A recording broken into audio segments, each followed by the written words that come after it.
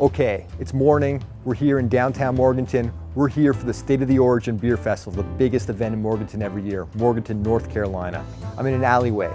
Even the alleyways are beautiful in Morganton. You can see I'm standing on bricks. There's bricks on my left, bricks on my right. That's my favorite kind of alleyway. Hit me up. I'm gonna hit you out. I'm gonna walk out now.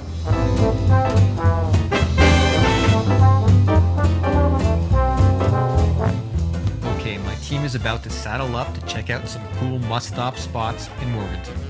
It's a pleasant downtown to tool around, fly over with your drone, see the water tower. What? Water tower? You ever wonder why so many bottles of beer are brown? It's because you really don't want the sun's pesky UV rays to shine through the glass and onto the beer. Brown Mountain Bottleworks is an awesome shop with so many bottles and cans of beers on the wall, more than 99, that's for sure, and a cool and casual atmosphere for chilling out. Next, wood nerds prepare to rejoice. Oak Hill Iron and Wood. Feast your eyes on one-of-a-kind slab-topped custom furniture possibilities. Their ironwork is also on point. I mean, take a look at that. And that. South Mountain Distilling. We're a small micro distillery. We're not claiming to be Jim Beam, Jack Daniels or anything, but we like to think that we can kind of keep a better control of quality on our products as opposed to a large distillery. We kind of like to say we're starting where our ancestors left off. Back then, a lot of the old timers, they didn't have kilns or anything like that. They would just let it air dry. So that's the way we do it. And right here is some of our malted corn. And you can see the little sprouts on them. Let me get you a better. Little sprouts on the ends of them. And right here's some of the white corn right here. And you can see it. And then over in the other areas we have some of the yellow corn.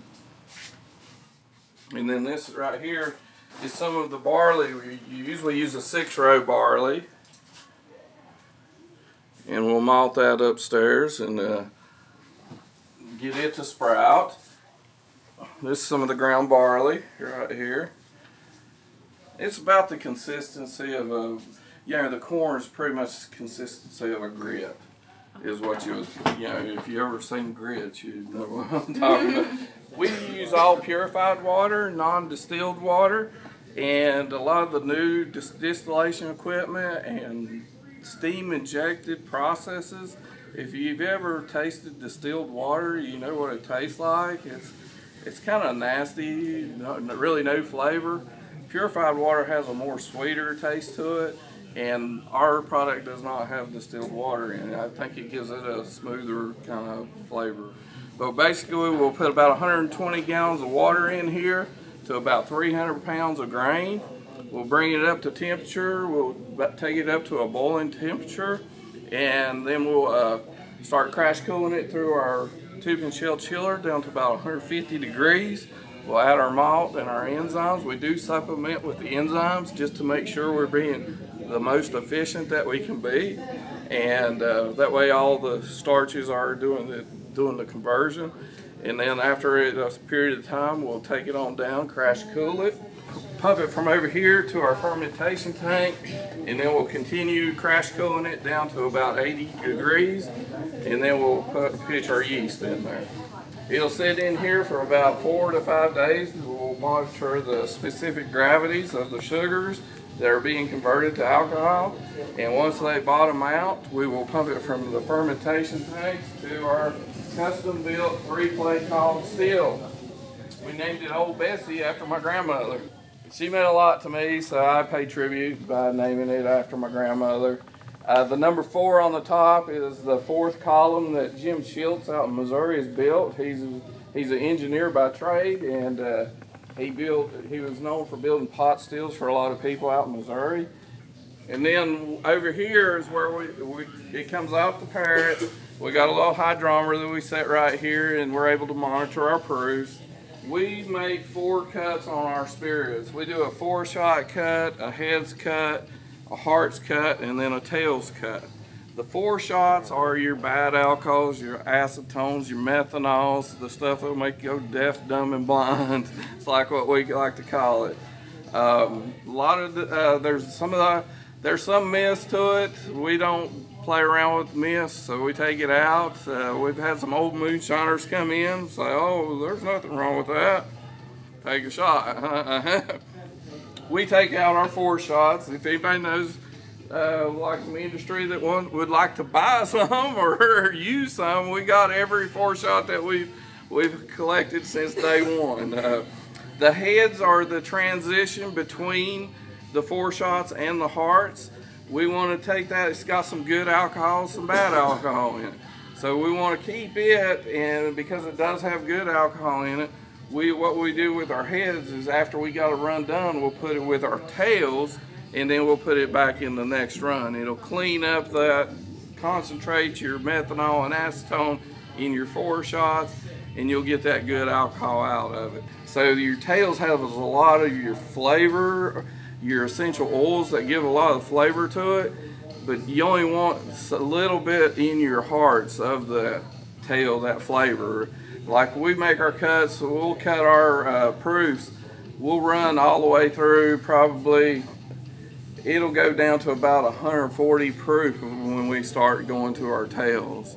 And then we'll collect about 2 gallons of tails, and that's when we put our heads and our tails into the next batch. And it depends, like if we're running our Sinister, the Sinister tails will go into the next Sinister, the Jasper will go into the next Jasper, so we don't mix anything up. We got a little 4-head bottling set up.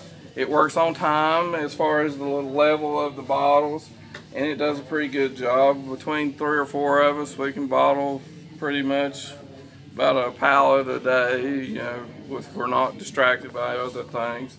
We put it through a 2-pass filtration system. The first filter is a carbon filter. The second filter is a micron filter to catch any of the charring that might be in there or anything. It does a pretty good job. And then we'll cap it, we'll label it, seal it up, and then we hand sign every bottle. We put our name, the distilled by, the date it was distilled, and the batch number, and the date it was bottled. Well, let's go try some.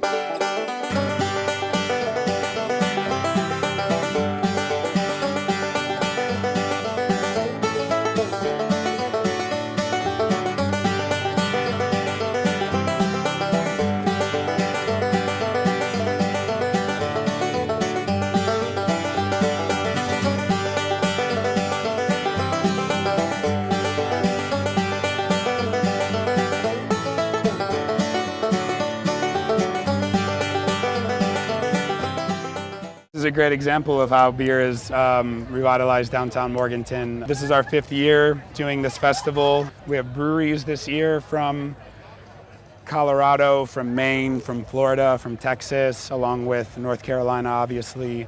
And we have people that have traveled to be here from as far away as Japan to specifically come to this festival.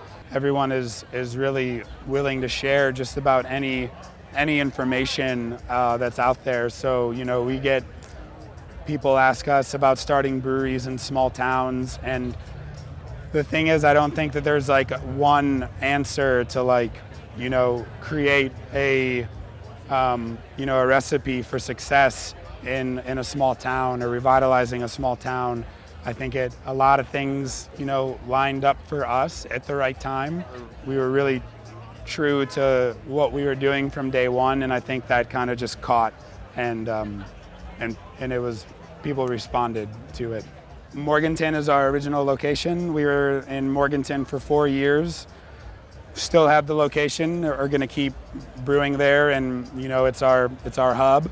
And then part of that is to help us get back to us preaching local culture and local agriculture. For the last 4+ years, we bought 2 tons of strawberries this season. And if we were to grow strawberries one day, that'd be great, but it's not going to put a dent in that. We're pretty open about the things that we're doing. If people want to know how much lavender we added to a specific beer, people aren't going to make the beer that we're making. They're going to take that knowledge and they're going to try to do the same thing, and hopefully it turns out incredible, but it's not going to be, it's not going to be ours. We made friends with people all over the world, and seeing that people, in Colorado or in Maine or in, wherever, who are doing the exact same things to a certain extent that we are in North Carolina, it just seemed to make sense when we thought about it. Like, state of origin, is never, never said North Carolina in the, in the title. So then it just kind of made sense, like, well, it's like your state of origin, it's like bring beers that represent your place. After a fantastic time at the State of the Origin Festival, it was time to mange on some culinary masterpieces at Root and Vine. Fine dining that's pretension-free. I can never resist a grilled octopus, and I got one. Steamed buns with Korean barbecue inside, sign me up. Ribeye and fries. Oh yeah, scallops. Then, after eating, I had to walk it off. Catawba River Greenway. Fantastico. Great place for cardio, beautiful paths, places to do toe touches, to stretch, practice my Cristiano Ronaldo impression, walk along the beautiful Catawba River, check it out, and then I was hungry again. So I had to eat. There's restaurants alongside the path, which is a neat feature to do the Greenway that way. After stuffing my face, it was great to be back home, across state lines in South Carolina, and had one more beer before calling it a holiday.